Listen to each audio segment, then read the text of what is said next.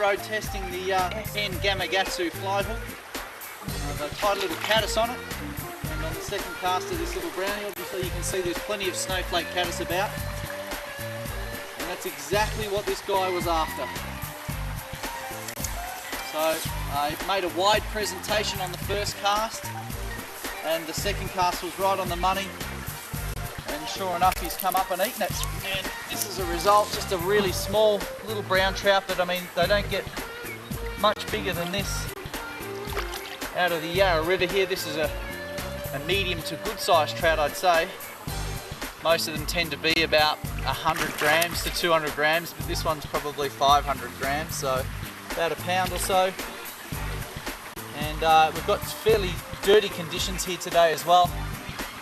Okay, and so there he is.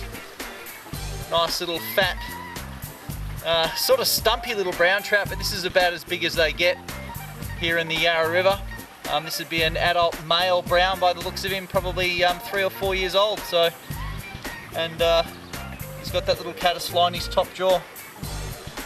Lovely, just what you need on a nice balmy summer's afternoon.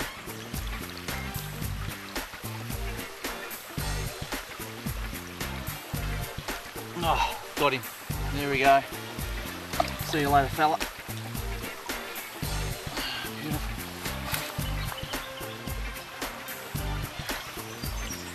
Okay, so come back to the vise and I'll show you how to tie that little caddis. Okay, here we are at the vise, and this is the box that the S10 comes in. This is a size 12 hook. I like the size 12, it's just a good mid-range size. You can obviously tie it smaller if you like, or larger, it doesn't really matter. The thing I like about the S10 hook is the gauge of the steel. It's really skinny, which means it sets incredibly well on light tippets. You can run, you know, right down to 2 pound on this guy, and the rod that I like to use is a 000 Sage, so they're really quite light in action. So you need as much help as you can get to get that steel point in, and the thinner the gauge of the hook, the better that's going to happen. I also have a slight fascination with beak shaped points that actually go up towards the eye. I think that also helps to set the hook. If you run your tippet down to the hook point, it's more in line, the drive angle of the hook point, and you end up with a better hook setting property if that hook does have the turned up point, or a beak point if you like. Okay, let's get this underway. You could run a shank load of thread down there, but I don't particularly care for that. Just some gold lurex now. Try to keep the weight down on this fly as much as you can. Hence the reason why I don't really bother with running a shank load of thread.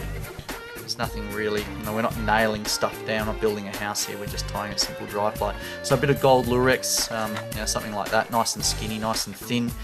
Wire, I think, again helps to sink your fly, so try to stay away from the wire and just use a flat tinsel. Then some green dubbing material. I've got the ultra fine dubbing material. This is in one of the greens. I'm not too sure what colour green exactly it is. I don't have the tops on the packets anymore, but it's that ultra fine dubbing material from I think it's from Wapsi, and it's pre-coated with a silicon treatment, so it floats, which is nice. So just dub a bit of that on there. This is of course the body of the caddis, and a lot of river caddis, not all, but a lot do have a green body. So we just dub that up fairly roughly there, and just taper it up towards the top.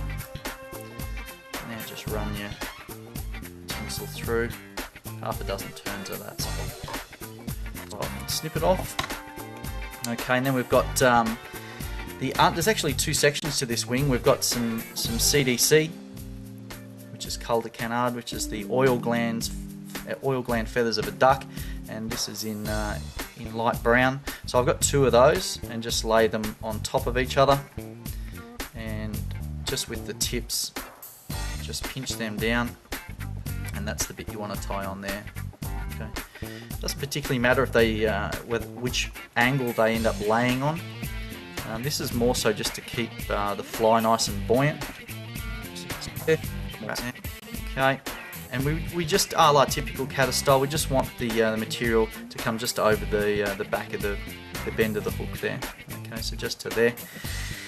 And now some natural light elk hair. You could use dyed elk hair if you like. Bleached is also a good colour for this fly. The bleached elk hair. Now I'm not too concerned about the colour of this, because this is like a late afternoon fly, and the trout are more so looking for the silhouette rather than the actual colour of the fly. So it's not absolutely critical that you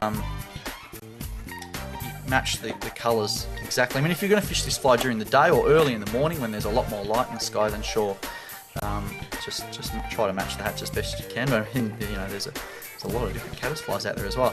So strip this back. You don't really want, like that would probably be the standard amount that I'd put on something like an elk hair caddis. But for this fly, I just like, because we've already got some winging material in there, which is going to help with the silhouette, just take that down just a couple of notches. So thin out the materials and probably give it maybe 2/3 of the amount of material that you normally would, and just the same length as the CDC. Just tie that in, moving forward with your thread and running through. And before I let that go and it springs up and gets in my way, I'll just try to remove most of the excess. Lift up. I'll be right in your way there. Snip that off. Now don't be too concerned about making this too neat, because we are just about to tie in a hackle feather. And really, again, any type of hackle feather is good. I'm just using a natural tanned Mets here. This is what is it, a grade 2? Well, that's grade 1. So just pulling out one of those hackle feathers there, and I'll just snap that off instead of cutting it off.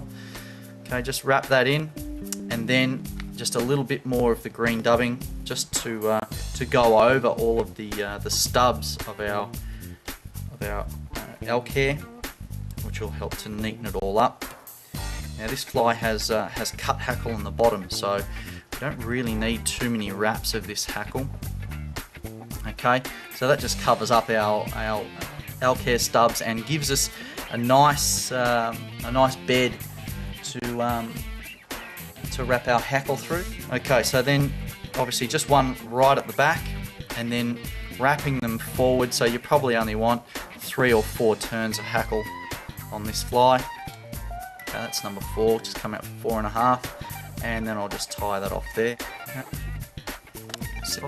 Okay, now just bind that in.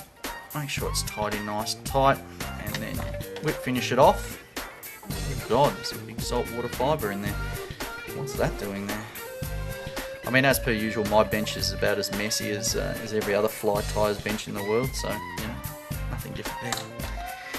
Okay, nice little fibre, and threads off, and then just a little bit of head cement just to secure that down. Okay. So then turn him upside down and stick the scissors in from the front and snip away the hackle fibres that are on the bottom, because we want this fly to sit flush in the film, and that is good to go.